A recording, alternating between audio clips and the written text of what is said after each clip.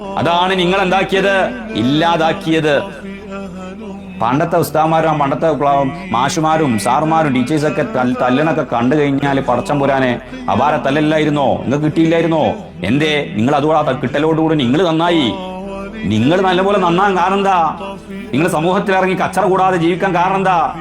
നിങ്ങളെ അധ്യാപകർ നല്ലപോലെ ശിക്ഷിച്ചു, നല്ലപോലെ കിട്ടി. ആ കിട്ടിയ കാരണം കൊണ്ടാണ്.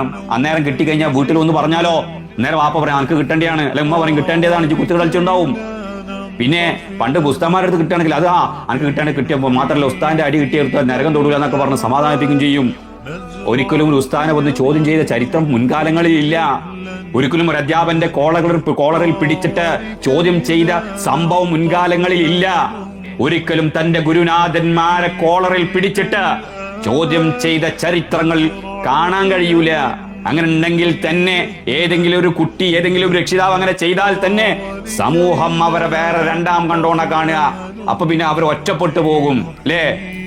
ഒരു റൗഡിസമുള്ള കുടുംബമാണെന്ന് നമ്മൾ മുദ്ര കുത്തും അവരെ കുറിച്ച്. ഇപ്പൊ നേരെ തിരിച്ചാ, ഇപ്പൊ എല്ലാവരും റൗഡിസ രൂപത്തിലാ പോകുന്നത്.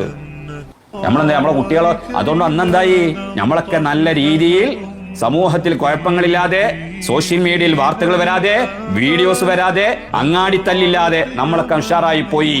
ഇപ്പൊ നമ്മളെ മക്കളോ, ഇപ്പൊ കാണുന്ന സന്താനങ്ങളോ, ഇപ്പൊ കാണുന്ന ചെറുപ്പക്കാരോ തല്ലുകൂടുന്നു, സോഷ്യൽ മീഡിയയിൽ അലക്കുന്നു. നമ്മളത് കണ്ടിട്ട് കണ്ണീരൊഴിക്കുന്ന രക്ഷിതാക്കൾ. ഇപ്പൊ മക്കൾ വാറണ കേസും കൂട്ടായിട്ട് ഇങ്ങനെ കോടതി കയറണം, ജയിലിൽ സ്റ്റേഷനിൽ കയറേണ്ട ഒരു അവസ്ഥയിലല്ലേ അല്ലേ? ആൺകുട്ടികളാകട്ടെ പെൺകുട്ടികളാകട്ടെ ഇവര് കച്ചറ കൂടുക. ഇപ്പൊ നിങ്ങൾ ചോദിക്കുക ആൺകുട്ടികളെ ഫോളോ കച്ചറാന്ന്. നിങ്ങൾ നോക്ക്, സോഷ്യൽ മീഡിയയിൽ നോക്ക്, പെൺകുട്ടികൾ പരസ്പരം കൂട്ടത്തല്ലി. പണ്ടൊക്കെ കേട്ടുക്കണോ? അങ്ങാടിയിൽ പെണ്ണുങ്ങൾ പരസ്പരം തല്ലുകൂടുന്നു കണ്ടുക്കണോ? കേട്ടുക്കണോ? ഇല്ല. ഇന്നപ്പം നേരെ തിരിച്ചാ, ആൺകുട്ടികളെക്കാൾ കൂടുതൽ ഇപ്പം പെൺകുട്ടികളാണ് പരസ്പരം തല്ലുകൂടുന്നത്.